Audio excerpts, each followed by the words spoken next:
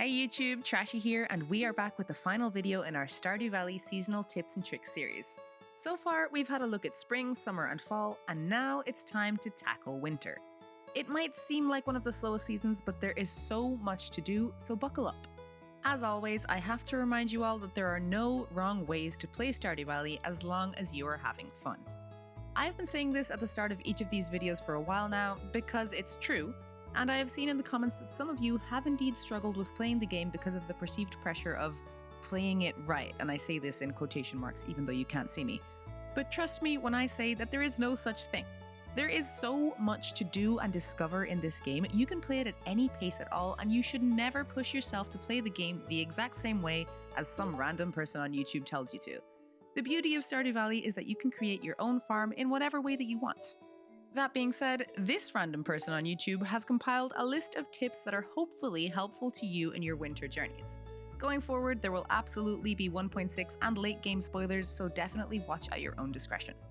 So let's jump right in with the changes that happen in winter. Aside from the change in colors and snow appearing all over the valley, obviously, most crops are ungrowable, aside from winter seeds and powder melon seeds. You can also still plant and harvest fiber seeds if you have the recipe, which you get for completing Linus's community cleanup special order. Your bee houses will also stop working, and your farm animals will refuse to go outside and will need a heater to keep them happy indoors. Like we mentioned in previous videos, a deluxe coop and barn are ideal to have by your first winter so you don't have to worry about feeding your animals every morning, just keeping your hay stocked so that they don't run out of food. Since the 1.6 update, grass no longer dies in the winter, but it also doesn't spread and it produces a lot less hay when harvested. So if you need to restock, it's best to go to Marnie's. Normal trees also won't grow during the winter unless fertilized, but fruit trees will still grow as usual. While it may seem like winter is a little bit of a pain with basically everything involving crops coming to a complete standstill, there are actually a couple of benefits to this. The main benefit, if it's your first winter, is that now you will truly have all the time in the world to explore the valley. Tending to your crops, calculating your money to buy seeds from Pierre, and having to visit Pierre's in the first place can take up a lot of time in the early game, but during winter, everything slows down a little bit and you can focus on other aspects of the game. We mentioned before that you can still grow fiber seeds if you've obtained the recipe from the request board in 10, which becomes available at the start of fall and gives 2 new quest options every Monday, meaning that you have a total of 8 opportunities to get Linus's community cleanup request, which involves gathering 20 pieces of trash and dumping them in this trash can behind the railroad. But why do you need fiber seeds? Well, fiber is used in a ton of recipes, and while you might think that you have enough after almost a full year of foraging and the Green Rain event in summer, you don't. Fiber is used in over 20 different crafting recipes such as grass starters, warp totems, and a late-game statue unlocked after achieving farming mastery called the Statue of Blessings. This statue gives you a random blessing every day from infinite energy to extra luck, but it requires 999 fiber to make, among ridiculous amounts of other things. So the more you can gather, the better. While you can grow fiber seeds during any season, growing them in the winter just makes sense, especially if it's your first winter and you just unlocked them. You don't have to focus on a million other crops, you can just plop your fiber seeds down in the area you had your crops in the last season and let them do their thing, and they don't even need to be watered. If you've been saving your clay, sap, and mixed seeds, you should be able to make a bunch of fiber seeds for the winter. We also mentioned the fact that trees, aside from fruit trees, won't grow. However, this does not mean that they stop producing seeds. Every single night, fully grown trees planted on your farm have a 15% chance to plop out a seed onto the ground. This is true for every single season. However, during winter, those extra seeds won't be able to keep growing. This means that it is a great time to stock up on each of the 4 main types of seed: acorns, maple seeds, pine cones, and mahogany seeds. While it's great to have a big stock of seeds for planting or making field snacks, you will also want to hold on to them for a recipe that you can unlock after achieving foraging mastery: mystic seeds. To craft 1 mystic seed, you will need 5 of each type of seed that we just mentioned, and they're a pretty good tree to have a few of on your farm.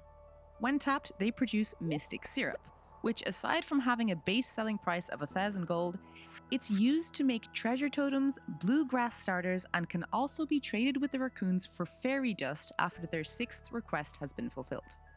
So keeping this in mind, make sure to regularly check around the bottom of your trees for fallen seeds. If you're like me, you might have set up some pathing around your tapper farm to avoid annoying saplings sprouting and blocking your path, but it is worth removing the pathing during winter to catch any fallen seeds, as you have all season to pick them up and they won't grow at all. Unless you're planning on growing a bunch of powder melons or winter seeds, you shouldn't really need your watering can at all unless you're starting to plant in the greenhouse for the first time. If you haven't already, winter is the perfect time to upgrade your watering can as many times as possible in preparation for the next year.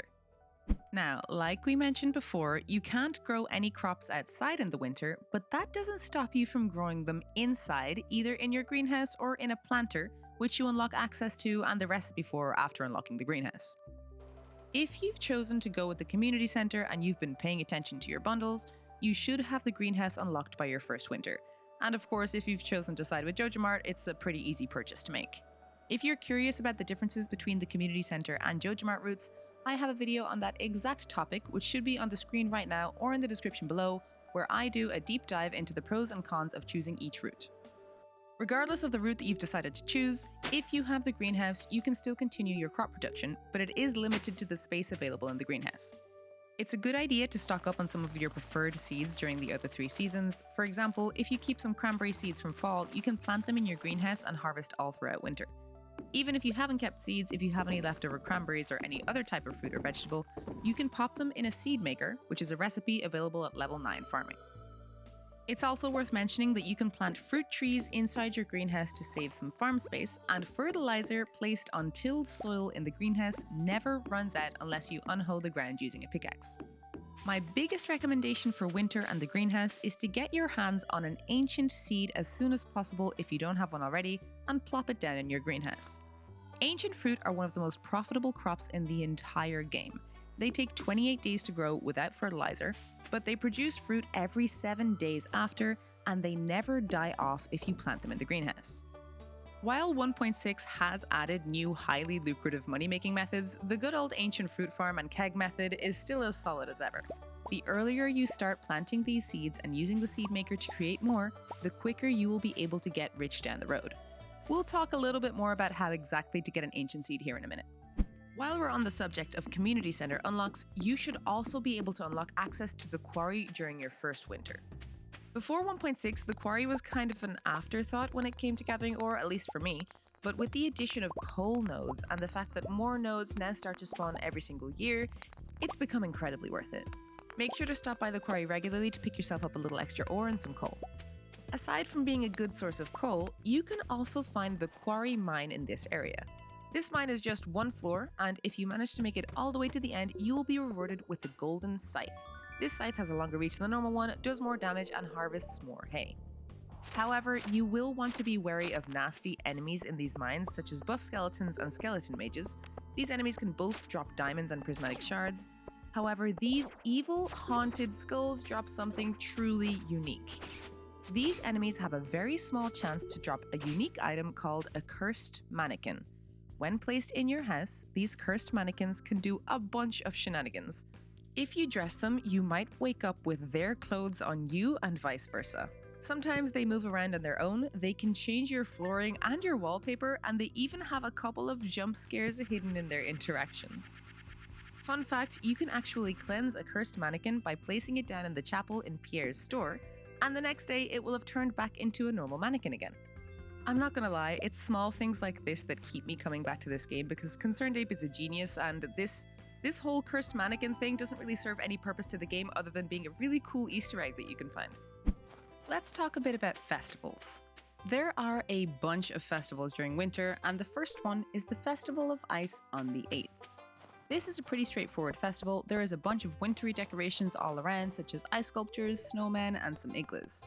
The traveling merchant also visits the ice festival and has a lot for sale, mostly involving holiday decorations.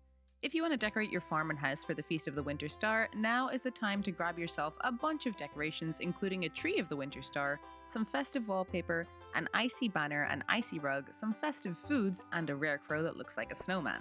We've already talked a little bit about rare crows in the last video, but long story short, you'll want to grab all of them if you don't have them already, and you can check out my fall tips video to find out why. The main attraction of this event is the fishing contest, which is as simple as it sounds. Talk to Lewis to get it going and catch at least 5 fish to win. These fishing holes that you're given, by the way, are tiny, so it's best to just tap to fish and then cast your line as short as possible. The type and quality of fish that you catch does not influence the final result. All you have to do is catch 5 fish to win. The first time that you win, you will get some fishing tackles, a magnet, and a sailor's cap, and for consecutive wins, you will get a prize ticket for your troubles. Once the fishing event is over and Lewis announces the winner, you will be sent home at the end of the day like most other festivals. The next festival to take place is Squid Fest, which is similar to the Trout Derby in spring. It's more like a mini festival as shops and houses are still open during the event and you can come and go as you please. It takes place on the 12th and the 13th of winter on the beach and basically involves catching a certain amount of squid for different prizes. Just like with the Trout Derby, I highly recommend bringing along a bait maker and making yourself some squid bait out of the first squid that you catch. You don't have to turn them in, just catch them, so you can use them for bait without your score being affected at all. On the first day, you have to catch a total of 8 squid to receive all of the prizes, with prizes given for 1, 3, 5, and 8 squid caught. And on the second day, you have to catch 10, with prizes received at 2, 5, 7, and 10 squid. The prizes range from bait to fishing-related dishes to mystery boxes and more, with a couple of unique items that you can only get at this event, such as the Squid Kid painting and one of my personal favourite goofy hats, the Squid Hat. Moving on to the next event, the Night Market. This is one of my favourite festivals and there is so much to do and so much to get your hands on, such as unique items and seeds out of their respective seasons.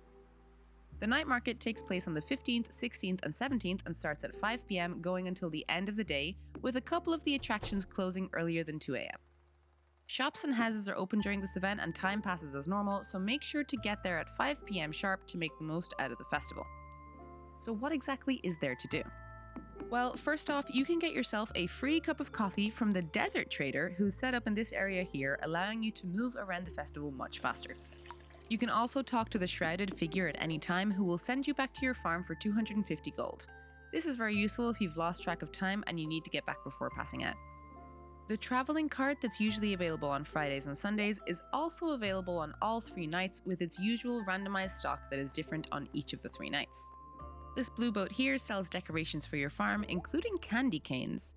The only other way to get candy canes in the game is to get lucky at the prize machine in the movie theater, which is a late game unlock, so stock up now if you want some cute festive decorations. In this small area over here, you can buy 3 different paintings by famous painter Lupini. He sells a different painting each night, and there are a total of 9 paintings that change over a 3-year period, so make sure to come back each year if you want to get all 9. The mermaid boat is off to one side and it gives players a beautiful mermaid performance upon entering. If you can successfully replicate the tune played in the mermaid show using the clams at the bottom of the stage after the show, you will win yourself a pearl. You don't have to rely on your musical ear though, because if you have found secret note 15, it will tell you the exact order to click the clams in for your reward. Keep in mind that this boat closes at 12:30 and the performance itself lasts almost 2 in-game hours and restarts if you leave in the middle of it, so time it correctly depending on your plans for that night. Speaking of timing, you might also want to check out the fishing submarine. It closes at 11 p.m. and takes 30 in-game minutes to descend and also 30 in-game minutes to come back up, so it's pretty easy to accidentally spend all night down here. For 1,000 gold, you can go fishing in the submarine and have the chance to catch these 3 unique fish that can only be caught here: the midnight squid, the spookfish, and the adorable, some people may disagree, I think it's adorable, blobfish. Definitely go and catch these if you're aiming for perfection, as catching every fish is one of the requirements. Also, the blobfish can sometimes be a requirement for one of the remixed fish tank bundles. By the way, don't Google blobfish. They don't look quite as cute in real life, but also, apparently, they don't look like that when they're underwater. Random blobfish fact, something to do with pressure makes them look like that when we fish them up. So maybe we shouldn't, maybe just let them be cute underwater, you know? Last but not least, this boat right here sells seeds from each season on each of the 3 days. For those that have access to the greenhouse and are still missing certain crops from the community center bundles, now is the perfect time to grab what you're missing and get a head start on finishing the community center without having to wait until the right season rolls around. You can also buy some unique decorations at this boat that cannot be found anywhere else, such as the stone frog, stone parrot, stone owl, the suit of armor, this piano, and the cone hat. The last festival of the month is the Feast of the Winter Star, which takes place on the 25th of winter. A week before the festival, you will get a letter in the mail telling you that in Pelican Town they basically hold a secret Santa every year for the villagers, and it will include the name of the person that you have to give a gift to. Gifts given during the Feast of the Winter Star are actually worth 5 times more friendship points, meaning that if you were to gift them, for example, a Star Drop tea, you would gain a full 3 hearts just like that. Pierre has his usual store set up here too, where he sells a bunch of different festive decorations, as well as a random stock of 3 items that could potentially help you out of a pickle if you happen to have forgotten your Secret Santa gift at home. Once you've given your gift, your Secret Santa will reveal themselves and give you a present from a very long list of items. The only truly unique item that you can get from a Feast of the Winter Star gift is this tea set. The only other way to obtain this unassuming decoration is for 1 million gold at the traveling cart, starting at year 25. This was added in 1.6, and I'm almost certain that Concerned Ape did it just to make life slightly easier for that one person trying to collect 999 of all stackable items in Stardew. There is one more little secret event to be had in winter, and it actually happens right before the Feast of the Winter Star. On the night of the 24th, many of you might already know that if you sell something, you will see Santa flying across the top of the screen on his sleigh.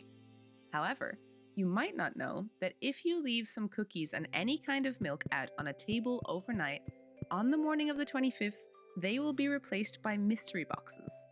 As far as I can tell, you can only get a maximum of 2 mystery boxes, one for cookies and one for milk, but do let me know in the comments if you've managed to get more. Let's talk about the Magnifying Glass. When you enter the bus stop area for the first time in your first winter between 6 AM and 4 PM, you will get the following cutscene where a shadow creature gets startled and runs off into town. This will start a quest called a Winter Mystery, and to complete it, all you have to do is follow the footsteps in the snow to this bush and interact with it. You'll get a magnifying glass for your troubles, which goes into this slot here, not into your inventory, and it allows you to start finding secret notes, which will lead you to a bunch of interesting secrets and unique items around the valley. Also, just a reminder that this shadow creature isn't confirmed to be Krobus at any stage, and you do not need to find him in order to access Krobus' shop in the sewers. As long as you've donated 60 items to the museum, you should be able to visit the sewers and Krobus' shop. There is a hidden book in Pelican Town that you might have found before winter, but if you haven't, winter is the best time to find it. As long as you have a steel axe and pickaxe, you can easily find this book. Head to this area behind Clint's and clear out the log and the boulder that are in your way. Follow the path all the way to the back and you will find a golden trash can hidden behind a tree. When interacted with, you will get a book called The Alleyway Buffet, which increases your chances of finding items when searching trash cans by 20%. This will make it much easier to get the trash can catalogue as well as the ever-coveted trash can hat. Let's move on and talk a little bit about the mines. Winter is of course one of the best times of year to take on the mines, as well as the Skull Cavern if you have it unlocked. Seeing as the bus repair only requires money to unlock, whether you've chosen the community center or Jojo Mart, I'm going to assume that you have it unlocked by now. Let's start with the mines. The main reason to frequent the mines is to get your hands on resources such as copper, iron, gold, quartz, and even stone. Winter is the best time to do this as you will have entire days free to spend at the mines. In previous videos, we talked about how easy it is to mine for ore, as leaving the mines via the ladder resets them entirely, but the mines during winter is also a great time for leveling up your combat and your mining. Circling back to crops, if you haven't found an ancient seed already, winter is also probably the best possible time to start searching for one, and the mines is one of the best places to go. You can find ancient seeds very rarely in artifact spots in Cindersap Forest and in the mountain area, as well as fishing chests, but the mines is probably your best bet, as bugs, cave flies, and grubs all have a chance to drop them. You can also increase your chances of finding monsters in the mines by taking Monster Musk, a recipe unlocked for completing a special order request from the wizard. Monster Musk increases the amount of monsters that appear on each floor, meaning that if you trawl the upper floors with bugs, flies, and grubs, you should get many more chances to find an ancient seed. If on top of the Monster Musk you also complete the Monster Slayer goal for 500 dust sprites, you will be given a burglar ring, which causes monsters to drop double loot on average. It doesn't just double loot drops, however, it actually rolls twice on the loot table when a monster is slain, meaning that it doubles your chance of finding an ancient seed. And last but not least, the Monster Compendium is a book that you can find from slaying monsters, and when you read it, it increases your chance for double loot by 3%.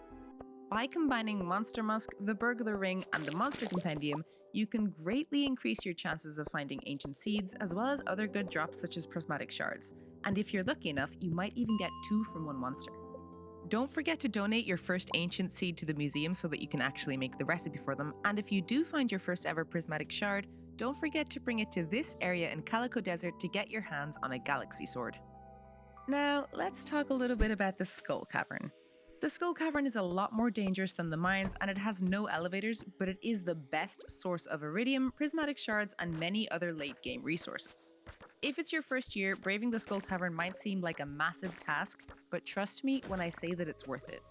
Here are a few things to keep in mind. Firstly, the Skull Cavern is all about time and how you use it.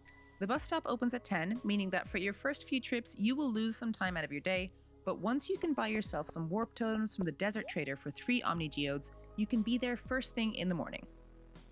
Secondly, the deeper you go in the cavern, the more likely you are to find iridium ore, which is the main reason to go there in the first place. Make sure to go with a lot of food on you for healing and use explosive ammo and bombs as much as you can to break rocks instead of your pickaxe. You will drain your energy pretty quickly if you only use your pickaxe, so I recommend having a decent stack of bombs and explosive ammo anytime you go to the Skull Cavern. Thirdly, only go on good luck days and use luck buffs from food when you can. You will find more ladders and holes to skip floors the higher your luck, as well as more treasure rooms. If you're planning on using valuable resources such as bombs and explosive ammo, going on any other day other than a good luck day is honestly a waste in my opinion. You won't make it as far down the mines as you would on a good luck day, costing you more resources in the long run. But what exactly do you want the iridium ore for? Well, there are 2 things that you should be saving for. First of all, upgrading your pickaxe all the way to iridium, and second of all, making a whole lot of crystallariums. Diving into the Skull Cavern becomes a lot easier, more profitable, and less resource heavy when you can duplicate jades and crystallariums and sell them for staircases to the desert trader.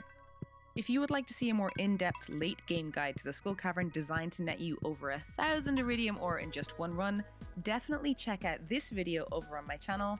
And while you're at it, how about a sneaky sub? Just a little subscription as a treat for me, please? Thank you. Winter is a great time for preparing and gathering materials for the next year, especially if it's your first year. While you should be getting a decent amount of stone from your mining adventures and you can take time to go tree chopping around the valley for wood, there is a much easier way to get a lot of wood going into year 2. During your first year, Robin sells wood and stone for 10 and 20 gold respectively. However, starting in year 2, these prices go up to 50 and 100 gold. If you've been making bank during your first year and want to save yourself a little bit of time in your second year, make the most of this price change and get yourself a good stock of wood and or stone from Robin's before she increases her prices. And that's about it for our winter tips video. Thank you so much for watching. If you're not already, make sure to subscribe for more Stardew tips and tricks videos and cozy game guides. I have a lot planned for this year. Also, make sure to check out my spring, summer, and fall videos if you haven't already. If you didn't know, I also stream a bunch of different games 3 times a week over on Twitch, including but not limited to Stardew Valley. So stop by and say hi if you have a second. My community are a bunch of awesome goofs, if I do say so myself, and we would love to have you there. Quick reminder that my streams are for people 18 and above, so keep that in mind when joining. I'll see you guys in the next video. Bye!